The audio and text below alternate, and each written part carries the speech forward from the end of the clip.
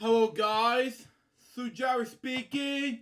Welcome to LJPCBM episode number 814. Today we have to Purple Roads podcast episode number 78. Lyle Hutchton who's the wardrobe designer of Barney and the Wiggles. We have this begin in 5, 4, 3, 2, 1, go. Hold on. I'm Carrie Stinson, and my journey through life has been quite an adventure. For over 20 years, I played Barney the Dinosaur on tour, and 7 seasons of the hugely popular TV show, Barney and Friends. Wow. Now, my journey is to bring together friends and guests from all over the entertainment world for inspiring and at times amusing behind-the-scenes conversation. I'm Carrie Stinson, and this is Purple Roads. Wow. Okay. Welcome to Purple Roads. My name. Be right there. Okay. Check my iPad. Since it's gonna be dying almost, but it's 44% right now. Okay. Sorry about that, Carrie. Continue on. Carrie Stinson, and oh my gosh, just wait. We are gonna have so much fun this week. Wow. This is a good friend of mine, someone I just love, someone who has so much energy. And, you Barney fans, I know you love getting some inside information. Wow. We haven't gone this route before, so I'm really excited. And I love the fact that I'm going to learn something. I always learn something. I'm going to learn something new this week. So we've got, I want to call you Lyle Joe, but we've got Wow. Lyle Hutchton, who's costumes, art department. I can go on and on. Lyle, how are you? I'm good. I'm doing really good. I can't stop smiling seeing you. It's just been so long. I know it's been a hot minute. It has. So why don't we start where you are, because we're seeing you. You have been doing costume work for the Dallas Children's Theater. Yeah, I'm at the Dallas Children's Theater. I've been here. Wow. This will be my 9th season. Wow. I'm the resident costume designer and costume shop manager and wardrobe supervisor and craft maker and like everything. Wow. Why just Lyle? This for you, for LJPCBM. Continue on.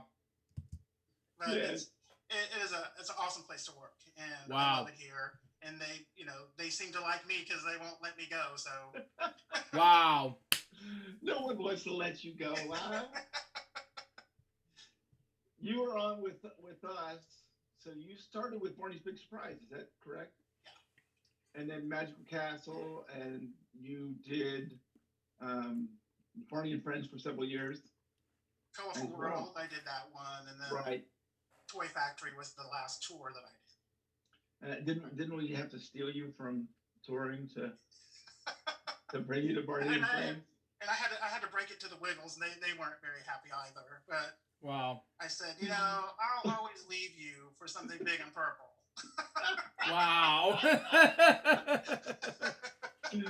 I love it. Wow. You got your start in North Texas, right? In Denton at UNT. Yep.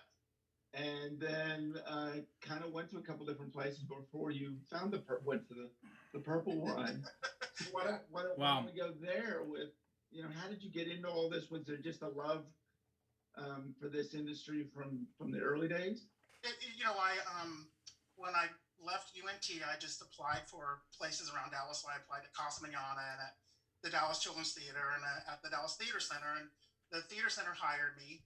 And so I met all the costume designers and costumers in town just from working there, right? So they were doing the first Barney tour, and friends of mine were all working on it. Lisa Albertson, Tracy Hutton. We're all thick as thieves friends, costumers, and they're like, we need some help. Would you come and work on this tour that we're doing? And I didn't really know Barney that well. I had heard of Barney, but I didn't know the magnitude of Barney. And then I think it was Georgia Wagonhurst that said, hey, they need someone to go out on the tour to be a wrangler for the dinosaurs. Are you interested? I said, absolutely. I had put all my stuff in storage already, and I had was in between jobs, so I was living at home. And so it was a perfect setup for me just to go, and so I never turned back.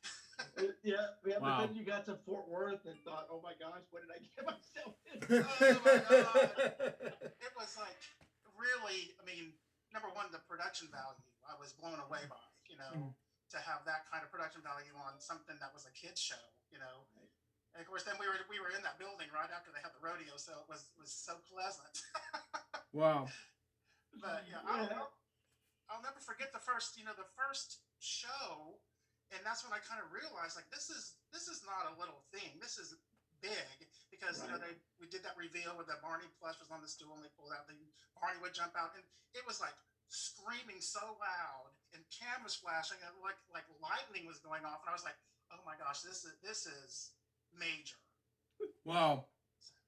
Yeah, it's so funny. I was one of myself and Dave Voss were really only a couple of them that had been with Barney when the tour came in, and so I had been seeing it with, doing sing-alongs, the craziness of it, and but even so, I'd been doing sing-alongs, so I had seen the crowd and I knew the light flashing and all that, but I didn't know the production. Obviously, I didn't know about Jake Berry. I didn't know all that stuff that was going to come in too.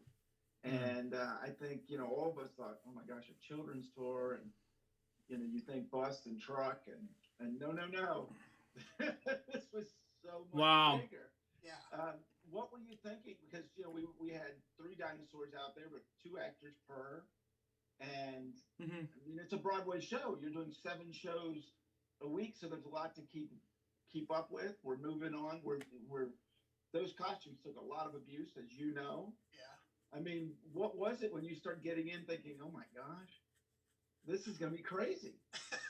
Well, it's the dealing with some of the talent too, like how they were physically reacting to all this, not used to being in a costume for 2 or 3 hours straight. I mean, we could take them a little bit out, but we couldn't get them completely undressed. And so, seeing an actor like on a little scooter just fall over, like, oh my gosh. I mean, this is what's going to be happening now. I mean, it was just crazy, and but it was unlike anything I'd ever done, too. So it was an exciting experience. Like I said, it was kind of an answered prayer that I had no work whatsoever. So when I got hired on Barney, I was just like, thank goodness, I have some work.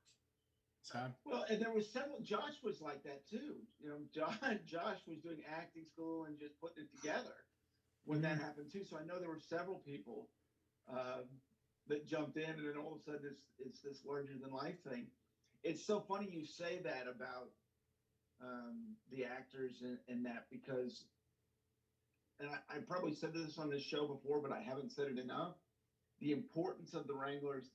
I mean, you all kept us alive. You kept us laughing. You kept us through so many difficult things. We were splitting seams and doing, Lyle, can you fix this? Lyle, can you fix this? Sean, can you fix this? Lori Z and all of that. Yeah. It's important for people that, I know a lot that watch the show want to get in the industry and things of that nature. But the importance of everyone's job and the importance of you guys' jobs and what you were doing, I can't say enough of that. Did you feel that, like, oh my gosh, one of these people are going to pass out or something? I got to keep them going. Exactly, and also the change of being in a controlled studio, right? Then getting live on stage where you have no control over if something happens. Barney's eyes would close or his toe would pop out, and what do you do? I mean, you just like get him off stage as quick as you can and get somebody else out there. But it was that kind of learning adjustment for, I think, a lot of people, like the difference between it being live and it being shot in a controlled place. So that was a learning curve, I'm sure, for everybody. Absolutely. Had you done any live performance before that? Anything involved with live performance? Well, not really, like with characters like that. I mean, I did wardrobe backstage at the theater center where I did quick changes and stuff like that with actors, but never anything that had that kind of intense costuming. So. But did that help you? I mean, was that good training doing the theater center and at least learning some of that part of it? Yeah, that was to learn how to kind of deal with actors and what they need, because it's the same. An actor that's in a costume that needs water and stuff is the same as somebody that's in a big old suit that needs the same kind of care. You just apply it to the person. So Right, but we were a little bit different, and I'll speak for myself here. I was hired because I was in very good physical shape. I was a runner. I was doing those kind of things. But some of the acting aspects, I had to learn over the years, and some of the, all of that, I had never done some of that before. So you're dealing with some people, and then even I've been doing it for 5 years, but there's still some greenness with some of the people going on like that. Right. Wow. And there's no stopping. People, I don't know if they understand this. When Barney jumps out, it's going for an hour and a half, no matter what happens. Yeah. Wow. Yeah. So and all that physicality that people had to build up. Some of the actors were greener than you, and they had to like build up that endurance and I say all the time that you guys you worked your butts off, but also trying to find that how big you need to be in that costume. You need to be a lot bigger with your gestures and your physicality than you think, because right. you're stuffed inside of something too, Right. Wow. Right. It's so funny too, because I think the importance we laugh about. You're a very funny person. But those things are important. Those things are really important. I can just remember days being tired of this and that. You'd have me laughing, or Josh, or any of us. And it's all of those little things. Right. I mean, obviously you can take care of costumes, but all those other things. Sure. Is it just something that you go, oh. I mean, doing the same show every day is difficult. How do you do with the mundane of it in some aspects? I always say it's inconsistent consistency, because even though we're doing the same show, everything else is different. We're in a different building, we're in a different, on a different stage, we're dealing with different stagehands, except for the people that were with us. So we were always trying to say, we don't make it as consistent as possible under these extreme circumstances. Sometimes the stage wasn't as good as other places. Sometimes we were setting up shop in a men's bathroom, so we just had to kind of, you had to learn to adapt to all that stuff and not let it bother you. You just had to go, okay, this is what it is. We're only here for a week or 3 days. I can do anything for that long. So, but I learned that kind of patience with traveling like that. And the Wiggles were the same way. They were even more intense. But you just learn patience. You learn that you can't control that kind of stuff. So just let it go. Concentrate on what is more important. So. Wow. Well, you had to have an advantage though. By the time you got to the Wiggles, you'd been out with the purple one for a long time. Wow. So you had to be like, oh, I can handle these boys. Yeah, but I think I never ask questions. It's one of my flaws. I never really investigate. Somebody said, "You want to do the Wiggles?" Oh, sure, that'd be fun. I'm thinking, wow, 4 Wiggles, and then Dorothy and Wags and Henry the Octopus. Oh no, wow, it's like 16 other dancers. So we're at the first venue, and all these giant trunks arrive. And I said, "What is that?" They're like, "That's the wardrobe." I said, "Oh my God, you're kidding me!" I mean, it was like so much wardrobe. They each dancer had a costume for every number, even if they were in it or not. And I'm like, what did I get myself into? So, once again, you didn't ask the right questions. You just blindly accepted the job because you wanted to do it. But they're great people. And they require hardly any care whatsoever. They're very self-sufficient, or they were when I was touring with them. So anything you did, they totally appreciated. But yeah, they're. Well, it's something I want to talk about, because the difference in having a costume, and we'll talk about this later because I definitely want to talk about Barney and Friends, but a costume that's going to be seen on TV compared to one that's going to be worn every night. I mean, do you prep those costumes a little bit different, or you just have to be ready for whatever? Because they're going to tear. Things are going to happen. Yeah, so you have to make sure. Like I learned, because we had in the past do a small tour here at the Children's Theater, and I learned, okay, everything has got to be able to throw in the washer. You can't really send stuff out that's too technically complicated because you don't have a person taking care of it. I saw in the Wiggles, it was kind of the same way, but they were bringing stuff from the studio. So there was lots of repairs, and one time they had these white sailor pants, and they were filthy. So I thought, I'm gonna wash them. Like Shrek. They were putting them on there. Oh my God! I didn't dry them. I said, but I washed them, and I guess the person who made them didn't wash the fabric beforehand, So it shrank. So I had to make, I think, like 6 pair of pants within a day. Wow. You know, so I was like, they were like, that's very impressive. I said, well, you need them. You can't be wearing them. They were skin tight and just not Wow. appropriate. You know. Wow. Not for a kid show. Yeah. But yeah, live and learn. Oh my gosh, I love that. So when you're packing for something like this, let's talk about the wardrobe part. Are you like, I'm going to bring every needle, I'm going to bring every thread, I'm going to bring every. Lisa Albertson is a Girl Scout. I mean, she doesn't leave any stone unturned. So she is very prepared. I mean, we were probably more over prepared to go out because we didn't have any to want for anything. When you got to a place like you didn't know where, in Des Moines, if they had a Joann's that you could go and get thread or whatever, or where you were going to be. So, I mean, we kind of over prepared. So you had everything that you needed to fix, clean, repair, doubles on costumes, doubles on shoes. I mean, all the dancers had a huge wardrobe of tights and all that kind of stuff. So you never knew what's the laundry situation. Are we going to be able to hook up the washer and dryer? Or do they have a washer? So that all has to take into consideration whenever you start to pack that stuff. Did you ever have to make, I'm guessing you did, trips to find the Joann's or find the whatever in a city? Oh, yeah. Wow. Yeah, I did. Because sometimes it was like, why? You couldn't really explain to the runner. I said, it's just easier for me to go and he can drop me off and I can get what I want. And he can come back and pick me up instead of him going in there or her, whoever it was, trying to find the exact kind of thing that I needed to fix a costume. So. But was that challenging in like a small town?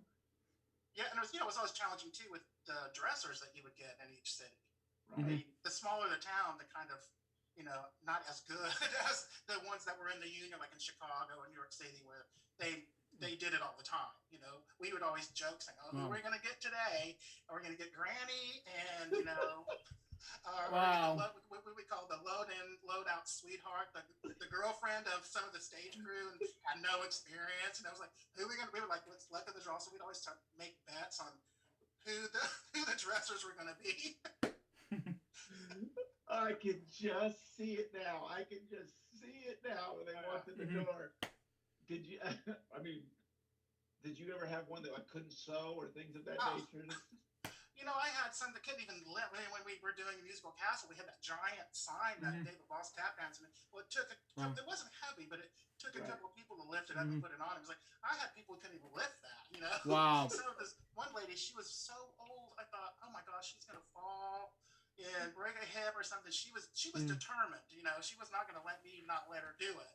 But I was just like. Wow. And other times they would be like they would just be gone. Like, where are they? I don't know. No one's find them, and they'd be on the decks, on the dock smoking. And I'm like, ladies, you have a cue, Wow. There was one time where we went back because usually we go back to the same city, and I had the same dresser. She had messed up a cue, and I had to, you have one cue. That's all I ask for you to do. So the next time I'm there, I'm explaining to the dressers what it is they need to do. And she turns to the other one. She said, and just to let you know, if you don't do it right, he'll tell you. And I thought, she's held a grudge for 2 years against me. I said, lady, let it go, Wow. Okay. But it's so funny you say that because it really is important. What we were doing, and I think probably part of the problem is they sign up thinking they're just doing a regular children's show. Yeah. And this is not a regular show. And for us, I'll just speak for the dinos, we rely on that. Wow. Like I know, whatever break, I need someone to be there immediately because it's like a NASCAR, tire oil change, right? You need someone there to quickly wipe you and drinking fluid and throw your butt back out there. Yeah. Oh, the stories are just rolling. They're just rolling. What did you think? Because well, we sweat like nobody's dang business. I mean, I can imagine trying to take care of that aspects of it and the amount of damage that sweat can do to those costumes. I remember when someone tried to get me to wear an ice vest I don't know if you remember that. Yeah. And within 10 minutes, it was just it was liquid. And Yeah. Wow. I said, "Are you cool?" And I hit them. Yeah, and it just becomes dead weight, you know? It's just like extra weight. It's not really helping any. Man. Right. But we tried all these different ways to see how we could help them. What did you think about? I mean, what did you start realizing pretty early on? Oh my gosh, we're gonna need more thread. Yeah, because, the same thing would happen over and over again. Like the crotches would split and the same, it was the same kind of repair you were doing all the time. Right. So I had, after that first year, I went and worked in the dyno shop at Irene Corey's and kind of explained to them, this is what needs to happen. This comes apart a lot. This breaks, and on the little dynos, I said, would it be something that we could actually take apart and skin it, so we can clean the different components of it. So that came out of being on that first tour. So it would be so easy, so much better for everybody that if we could wash these separately, take them apart and put it back together. So that came out of that. And then you ended up doing costume work as well on all of that. Yeah. Because you wrangled for a little bit and then you moved into that. Now you've got kids, and I think about obviously the crazy dancers we had out there with ducks and Mama Goose and the King and all of that stuff.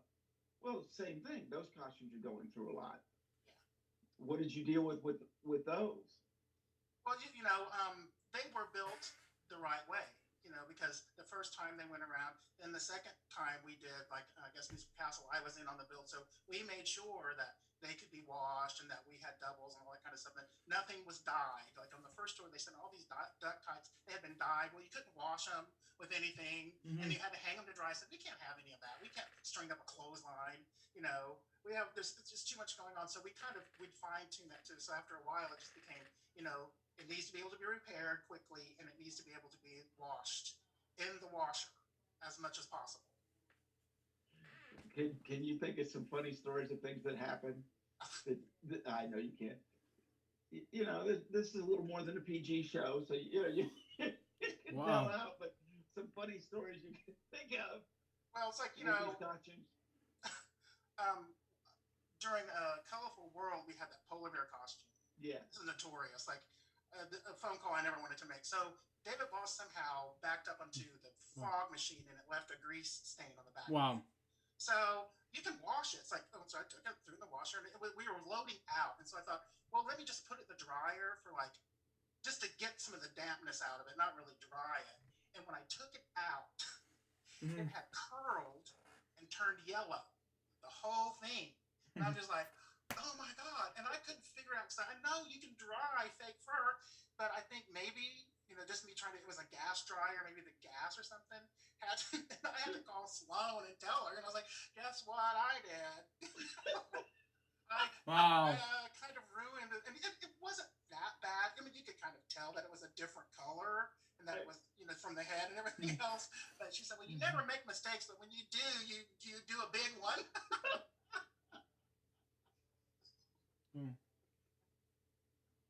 Yeah, and I'll tell you, Sloan was on Purple Tails, other podcast.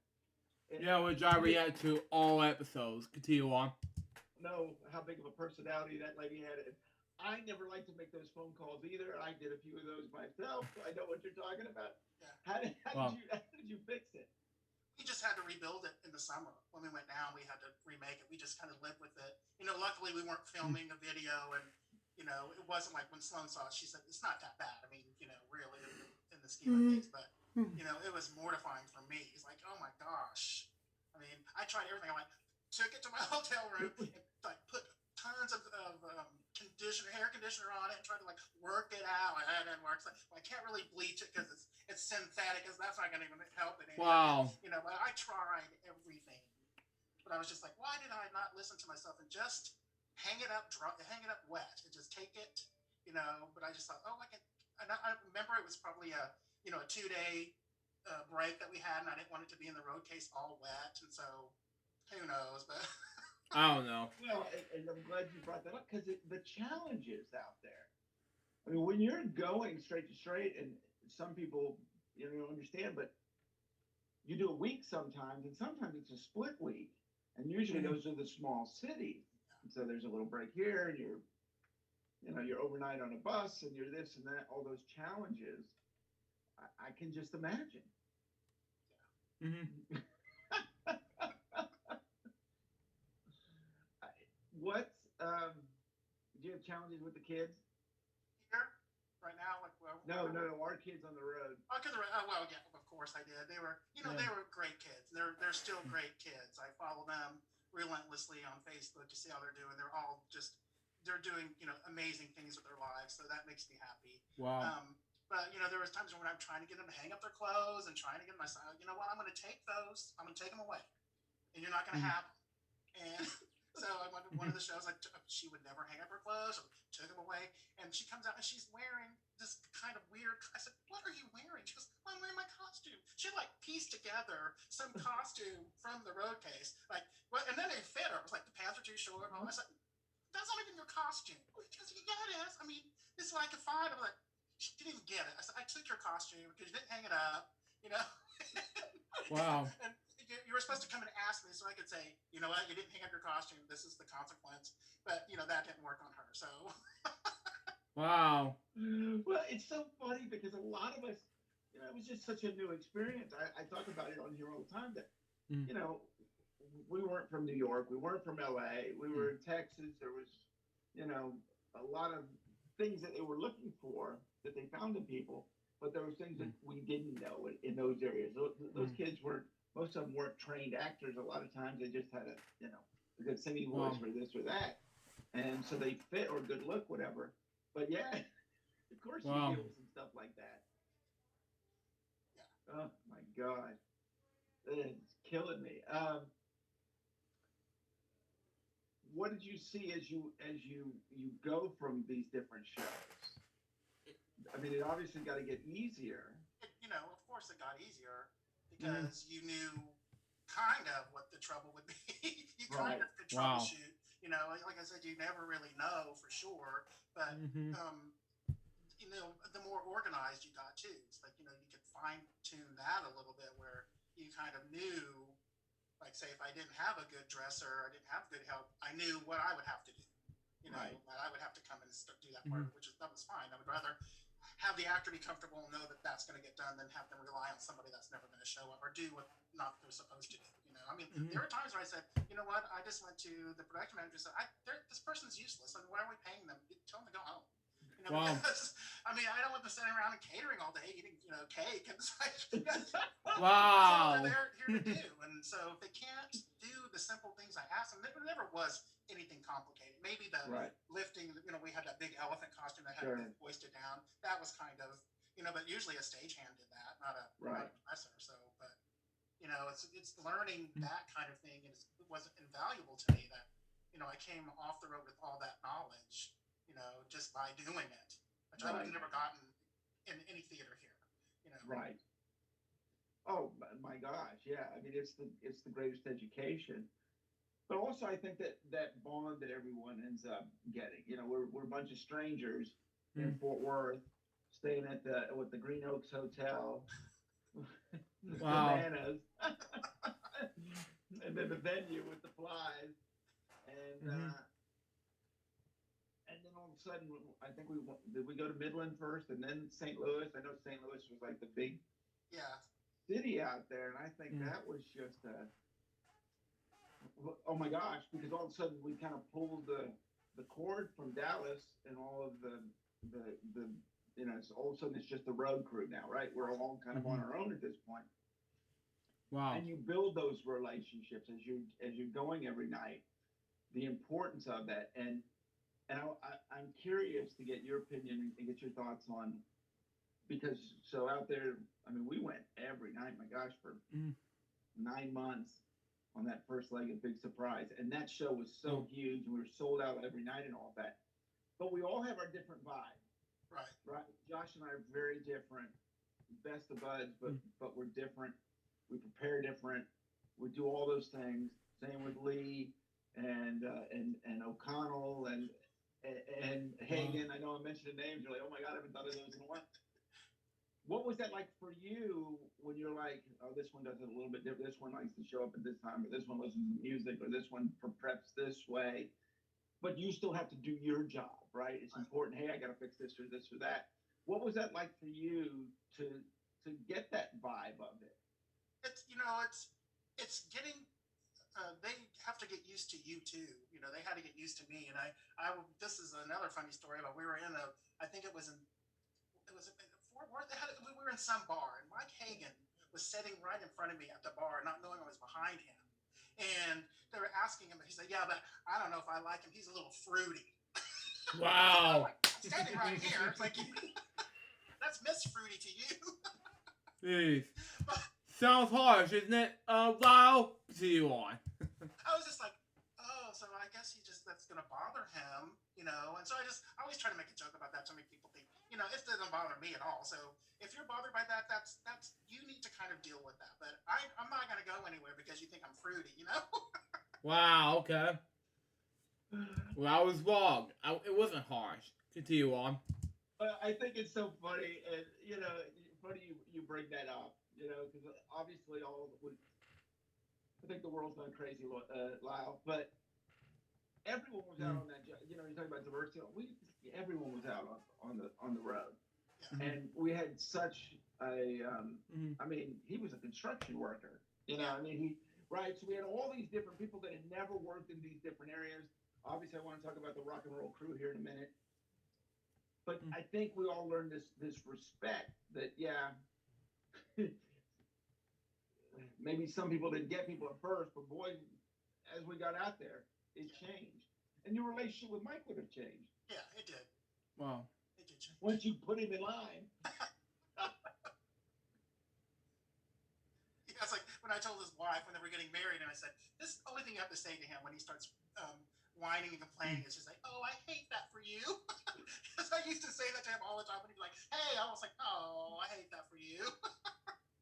Which I think is so condescending. And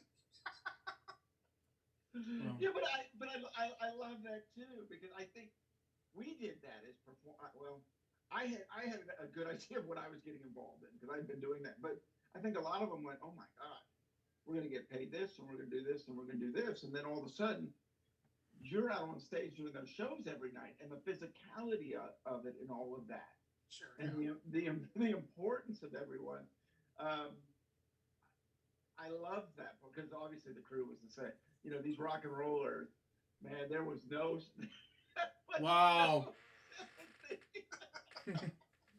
Man. And Mo and Creech. What was like that for you? So all of a sudden now you're working with a rock and roll, true rock and roll crew. Yeah. Like not the stagehands that I had at the theater center that were more gentle, They weren't like that, and they had just I guess come off Rolling Stones. I'm sure they needed the work, and Jake probably said, "Hey, do this, and I'll take care of you later." Of course, whenever they were going to introduce the buses, I was terrified because I was telling a friend of mine, I said, we're gonna start running these buses. He said, well, you better butch up. They're gonna kick you off the bus in Des Moines. So I was terrified. I went to Lori Berry at the time and said, can I just ride the cast bus? I kind of get along with them better. And she's like, no, you're on the crew. You're on the crew bus. And I said, maybe there's somebody on the cast bus. I might want to take my place. She said, no, you're on the crew. You're on the crew bus. I'm like, oh, great. Awesome. So I was, we would do our load out, and we would be the first out because the wardrobe truck loaded first, and we would take our showers or whatever and have our dinner. The minute one of them got on the bus, I got in my bunk, shut the curtain, and started praying. It's like, maybe they'll forget I'm here, Wow. And then one night I hear, where's Lyle? Like, oh my gosh. Wow. Like, he's dead. And then here comes Harold. Harold pulls me out of the bunk and says, you're coming back here with us. I'm like, okay, then that was like the beginning of the end of it. They're like, you're not going to stay in your bunk this whole time and hide. So. Oh my gosh, I love that. Well, I had a Harold experience like that too. One night I forget where we were. I had to ride. They wanted me to ride on the bus, and I was on the cast bus, and all of a sudden here comes Harold. You're coming with me, and just.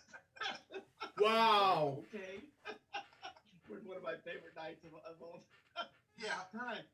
But I think it was the same thing for us, right? That you you know, I mean, they're as professional as you get. My God, they've been dealing with the Rolling Stones and the AC/DC and, you know. Yeah, I mentioned AC/DC, heavy metal bands.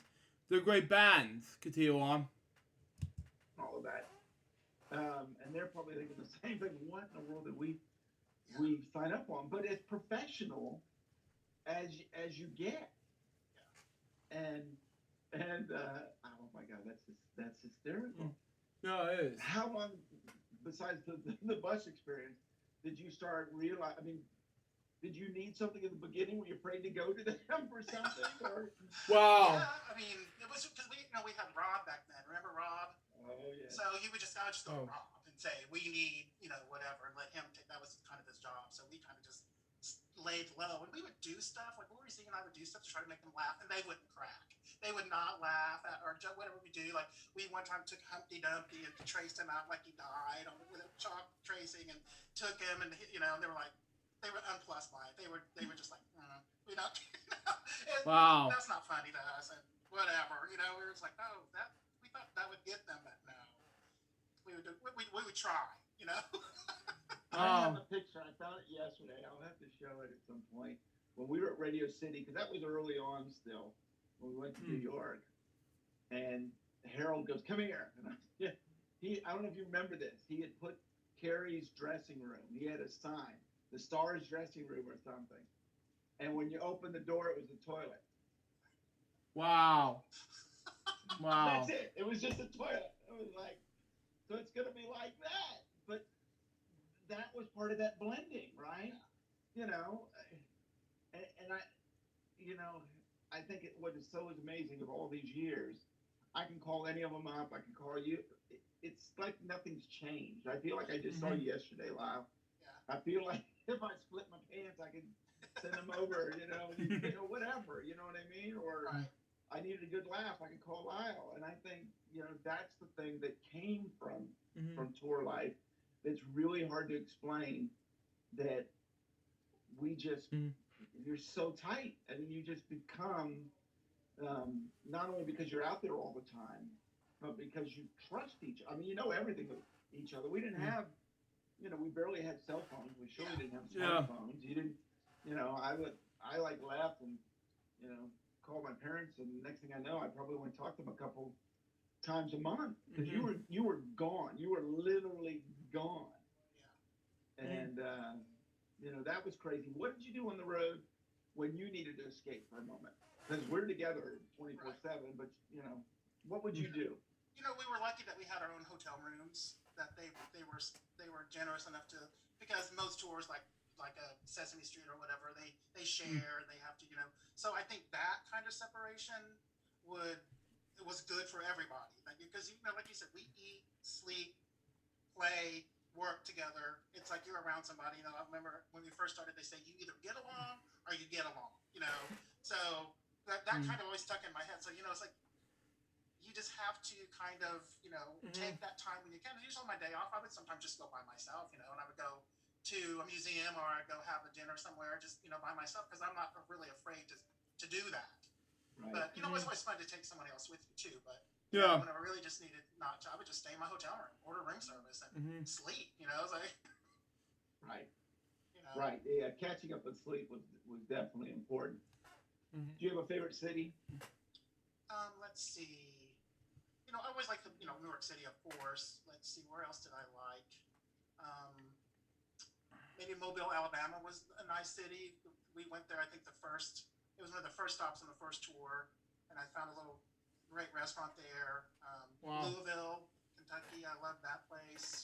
But some days I'm in Louisville, Kentucky. I would never be here my entire life. Why would I ever come here? For any other reason. And I was like, you're so lucky that this has happened to you, that you get to experience all these different cities that you would have never gone to. Right. Even by choice, probably. So.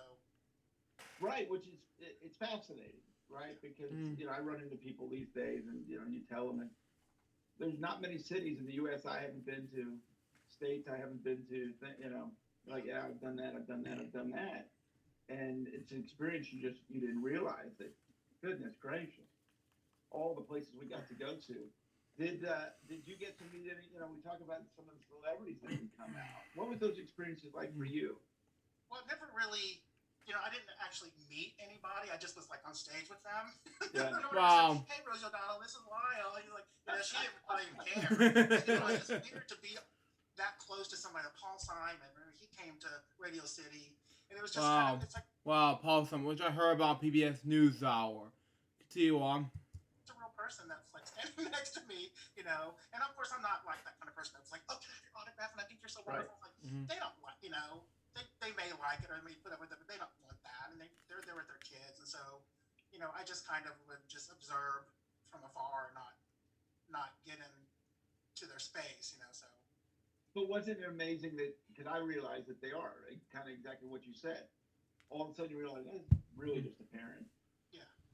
Just excited to, see their kids getting them to meet Barney. Wow. It was very, very sweet. John Travolta was huge Barney fan because of his son, and they came when we were in Long Beach. They came to see the show, and Kelly Preston was still alive then, and they stayed back and met with the cast out, and talked to them and stuff. He didn't have to do that, but right. He just appreciated what we did for his son so much that he wanted to kind of share, and that was very, very sweet of him. So. Well, and talk about that. What have you ever been part about something that? I mean, everyone loved what Barney was doing so much and kept that message across. I mean, what was that like for you when you started seeing, how Barney and these dinos affected, special needs kids and all of these things, and to see the crowds and all of that stuff? What is that like for you? Because you're part of something that really means something to people. It was always funny to see, I see little kids just like grab onto Barney's belly, like, just cling on. And then some that were really, really scared. But the best part was whenever we would go to the hospitals, and that's when it was like really meaningful. And you would see, Lori Beering would say, you cannot cry. You cannot cry. So if you're going to cry, you got to leave the room. And, there'd be a sick kid that had smiles, and Barney would touch their head and they would just light up. And it's like, you can't replace that. You can't get that. No. But I would always get kind of miffed at people that would say, oh my God, how can you stand Barney? I said, I'm not 3. I don't get it either. But that's something that magic that he has with little kids that I don't understand either. But it was that. It was Barney magic. Mm-hmm. Yeah, it's really something that's amazing. Mm-hmm. Yeah. Come off the road. We get you onto Barney and Friends. What's it like, the experience now in the studio? So you're still working with the dinos. Now we've switched one. Well, that was Jeff Ayers at the time. So Jeff Ayers is with Kyle and myself. So you got a couple different dinos going on and the bigger set, but you're with, Lisa and Tracy and all of that. What was this experience like? It's the same kind of family experience. They've been doing it for a long, long time. Lisa had been working there from the very beginning, and so it was like coming home, like where you were on the road. You were on the road, and you were still representing what the Barney brand was and wanting to make that the best that you possibly could be, because that's what you're there for. But when you got into the studio, it wasn't. I would say more laid back, but it was just a different kind of vibe. So it wasn't as rushed, and if something would happen, it would stop, and you could fix it, and whatever. So this was just this kind of a different vibe, but not the different kind of family value kind of thing. It was just different people. So was it hard for you to be off the road? You know what? After I got off the road, and I think it was the second leg of Toy Factory was going out, I said, I don't really miss it. I was just thinking this morning, if I could recreate the bus ride with all the people, we could just like get on a bus and go somewhere and have that kind of experience. That would be it. But to go on a tour again, I don't think I could do it. Number one, just because I'm getting too old. Just the physical. Did Lyle just say he's getting too old? I don't believe that. But it was a hard decision to make. Because I loved the road and I loved the people on it. But I was thought, I have a job here. It's not going anywhere. Take it, because I think that's what happens with people who tour like all their lifers. They don't get a chance to actually get off the road, and they just get kind of in that wheel, and they can't really step out of it because they they need the money and they need the, and so it's just hard for them. So once I thought, this is your time and just take it, and so I did. Yeah, it's interesting because obviously I've thought about it too. There's a freedom about it. Which I give so much credit to them. As long as that show went out and you took care of yourself and did your own things, there's a lot of freedom there, right? Wow. Do what you want during the day. If you want to go to a museum, you want to go to dinner, do whatever you want. Make sure you're there on time. Do this and this and that. And as long as that keeps going, and of course, it's a new city every night. There's this and that. So I think you miss, or at least I did a little bit. You're back at the studio and you show up at whatever 7:00, and then you're there until 6, and we're going to do this and this. So it's much more structured.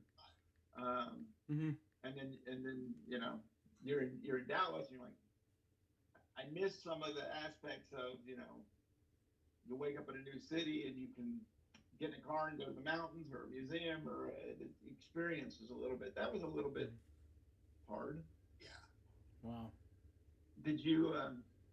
The people, you miss them. But I think there's such an activity too, right? Because you never know if something's gonna, if you wash someone's sailor pants and they shrink.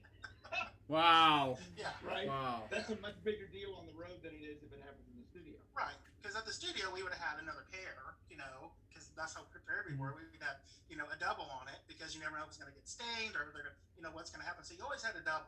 So there would have been another pair of pants, and there would have been another pair of pants on the Barney tour too. They would have had two.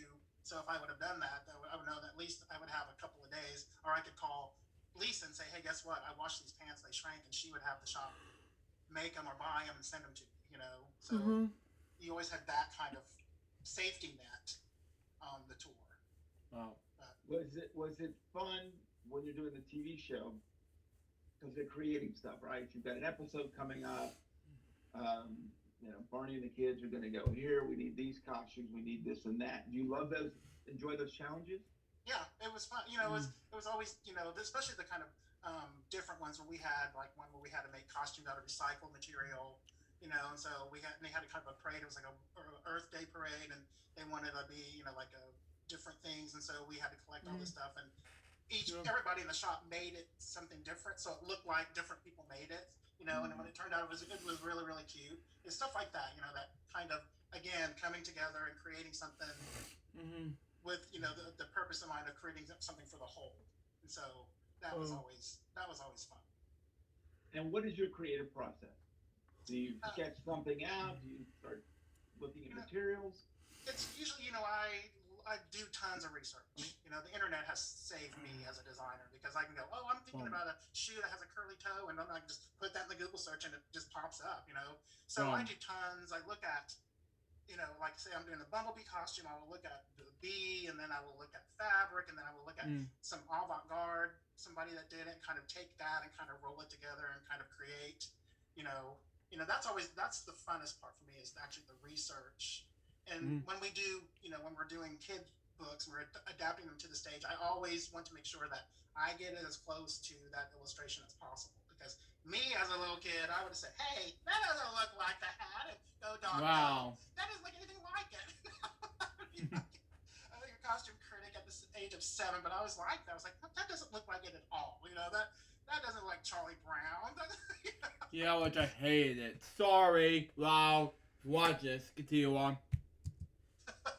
So I always make sure that, especially in that situation, that I stick as close to, and if it's a written book, that I stick as close to the word as when they describe a character as I can. So. Do you get that from the kids? Do they ever say stuff like that? Oh yeah. Man. Oh yeah. So we did a show with Santa. Santa in it. Santa was coming to visit. Coming to give presents, and he had his elves. And so the elves were with him, and they were putting out the presents, whatever. And this little girl was trying on her costume. She's like, this doesn't have any jingle bells on it. Wow. And I was like, well, you're coming in late at night, and you're kind of having to be quiet. Because the director said, no jingle bells. So I said, you have to be really quiet, and you have to lay the presents down so no one can hear you. And she goes, well, everybody knows that elves have jingle bells. So we're doing the show, and then I have to go back for strike, and I feel this tug on my shorts, and it's her, and she tells me, everyone I asked said elves have jingle bells. She had to take a poll and like tell me like, okay, you are wrong and I am right, and elves have jingle bells, and I'm gonna let you know. It's like, okay, little girl, I see ya. But they're funny. You can tell when they don't like their costume.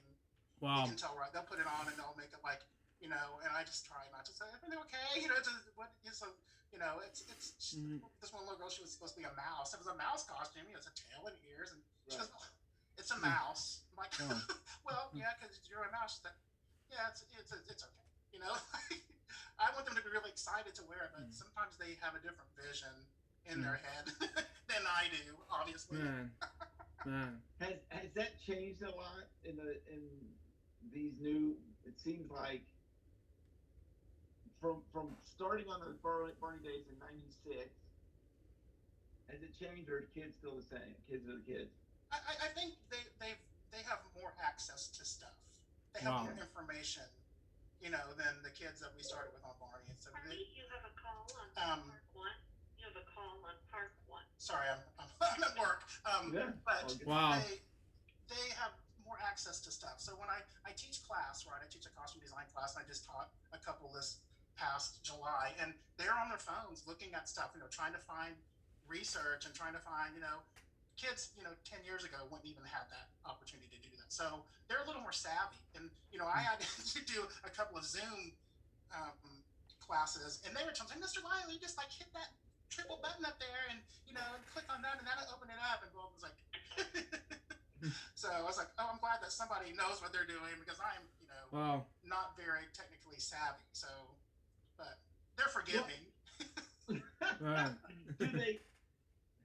Is there a little bit though of I don't want to say a know-it-all? A little? Do they?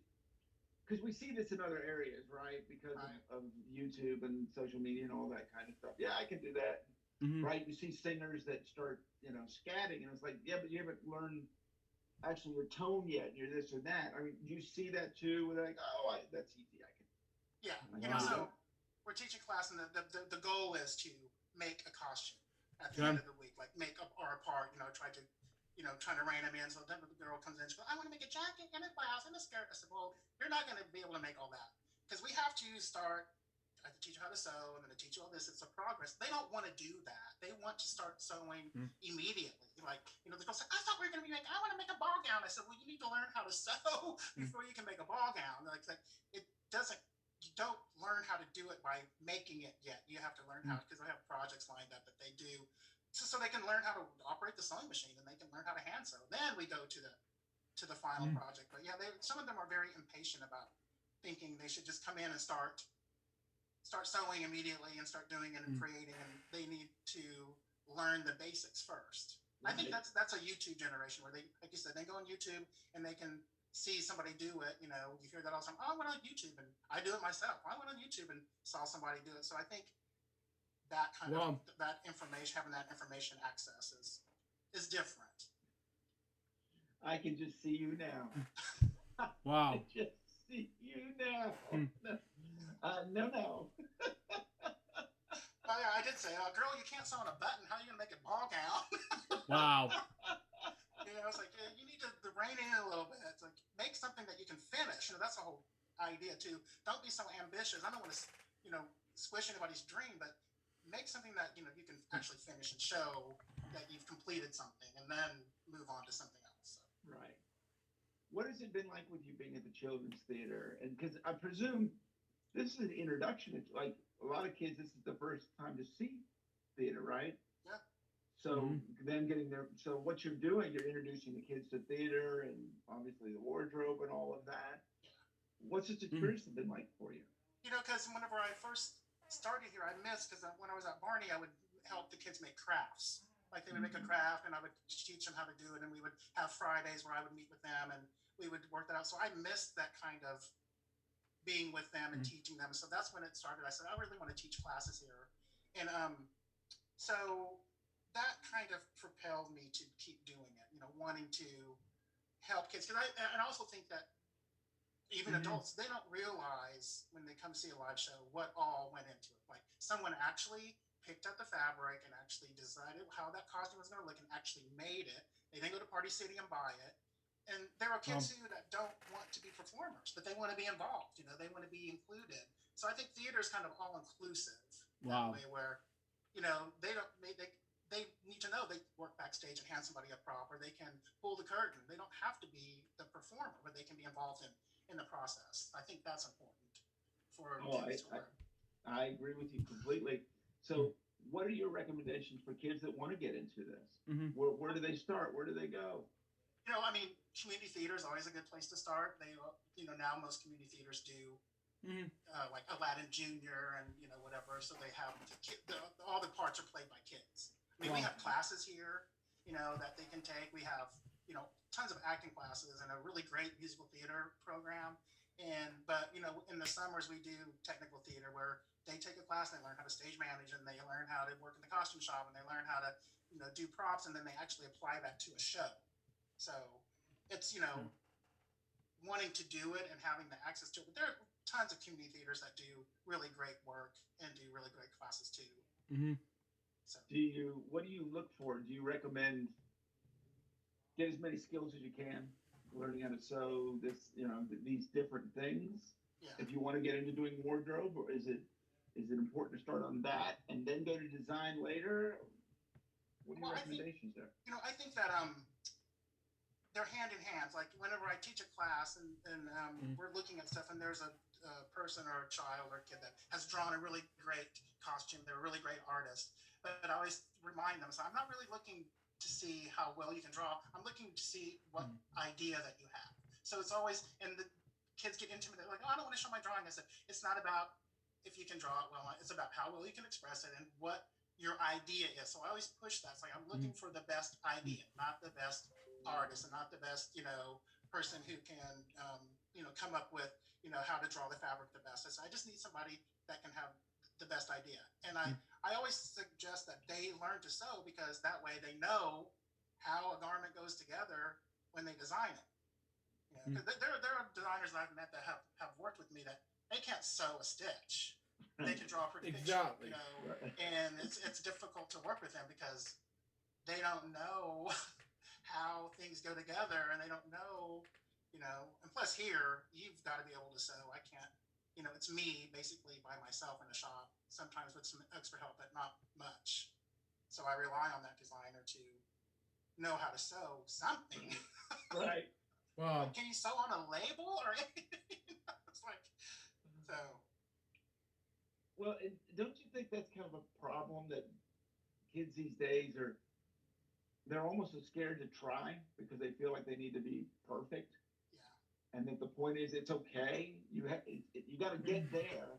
So mistakes and all that is just not a big deal. Yeah, I remind them all the time. I make a mistake all the time. I mean, I still put a sleeve in backwards. I still was making a pair of pants the other day. I was like, how did these go together? I was like, I don't put them together wrong like twice. Like, you know, you know, of course I haven't sewn in a while. So, but you make mistakes and that's part of it. And you can always fix it, you know, but there are kids that they get discouraged when they're sewing something. It's not perfect, you know, and I was like, well, you can either take it out and redo it, or you can just try better next time, you know. So. All right, you got to end with some good Barney story. We got to end with a good laugh. You know, this is the one I thought about because I was like, what can I tell that's really not too off color? But you know, when we first started, and I think we were at Universal Studios early on in the tour, and this is which is, by the way, in 2019, I went to Universal Orlando Resort to see Barney for the first and only time. You know, that's just me. Continue on. I didn't really know anybody really yet, and I certainly didn't really know the crew that well, and I didn't know Sloan that well or Jake that well. And we're loading in my hair. Will Lyle come to the stage? I'm like, what? So I go, and it's all the crew. It's Sloan Coleman and Jake Barry. Sloan's holding this pennant. It's a pennant that's rainbow striped. And she said, can you tell me what this means? And I'm looking at it going, and Seth Goldstein, tell her. I said, well, it's a gay pride symbol. She goes, what? Wow. I said, yeah, it's a gay pride symbol. She said, what part of it? I said, well, all of it. It's triangle shaped and it has rainbow Wow. stripes. Like, oh my God. Especially Tiki Winky difference. Continue on. I was just like, but at first I was so terrified to say things. I do I tell her or do I say, oh well, it's a rainbow flag? It's like, but it was all of those things. It was a triangle and a rainbow flag, and it was a gay pride symbol. It was so Yeah, weird. again, Tiki Winky controversy difference. Continue on. And on the back of Barney's car. Yeah. Mm-hmm. But I think that's so great too, because I think that's how we all come together, right? We learn and we, you know. I feel like the tour was the greatest education ever. It was. You know, and all these different types of people, and boy, we just came together. Where else would myself and Creech Anderson become best buds? I mean, what universe does that exist in? You know, and it's because we make each other laugh. You know, that's was part of it. But any other situation, you know, and I didn't think that a lot of those guys they weren't around somebody like me a lot or ever. You know, I think maybe Harold because he was a theater person, but Right. you know, those other guys they had no idea, you know, about stuff, and so. But they were all awesome. Wow. Yeah, but I think that's what made it so much fun and why we're all so close. Yeah. You know, I didn't know everything that was gonna, you know. Mm-hmm. You put a Barry Pearl together. Wow. The dynamic, the Barry Pearl and the kids, and Yeah, Professor Tangapot. Continue on. rock and roll stagehands, and you know, that's people from Dallas that are all just kind of, and you just throw them together and see what has, like a huge experiment. It's like Right. the real world, you know, really. Right, but I think that's why it you know, it really showed on stage how much really heart there was, because everyone was there. Like I said, I never had to worry. I was trying to think where it was today. It was like West Virginia or something. Mm-hmm. I don't know. I jumped out of the suit, and you were having to remember you spray me down with the rubbing alcohol.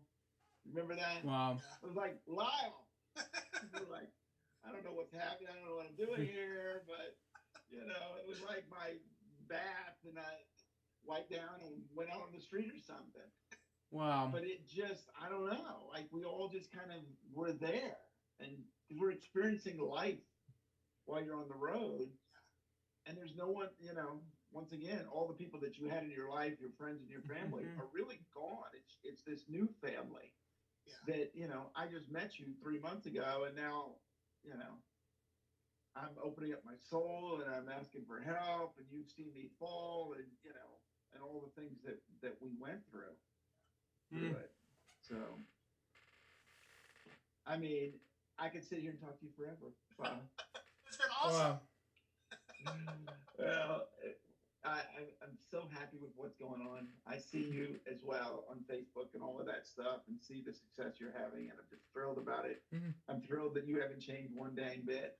And you know, Josh and I were talking. Said, you know, he helped put this together, and I said, I'm gonna need to stretch. Get ready for Lyle, because I don't know where he's gonna go. Wow.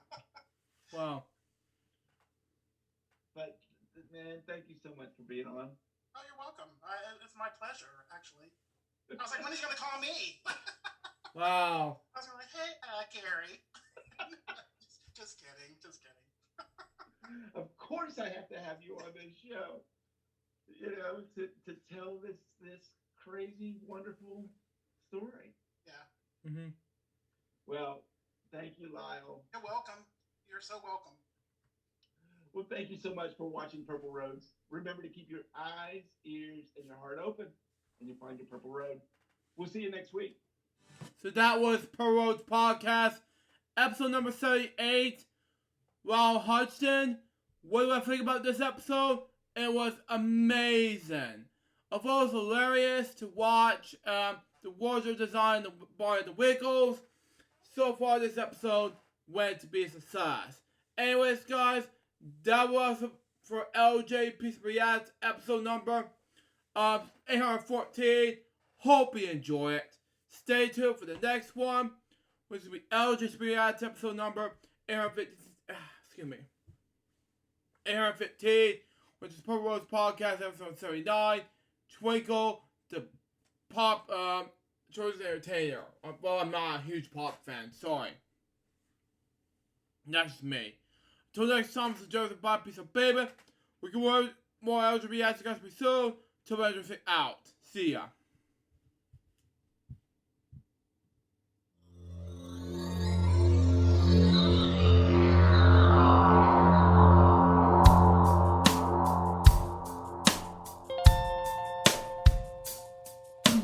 Given unto me this life I'll never take for granted, and given all the time I failed to really understand it, I never sought to meet the maker of reality, the one who gave the life that which is always happening, but I tried all the time.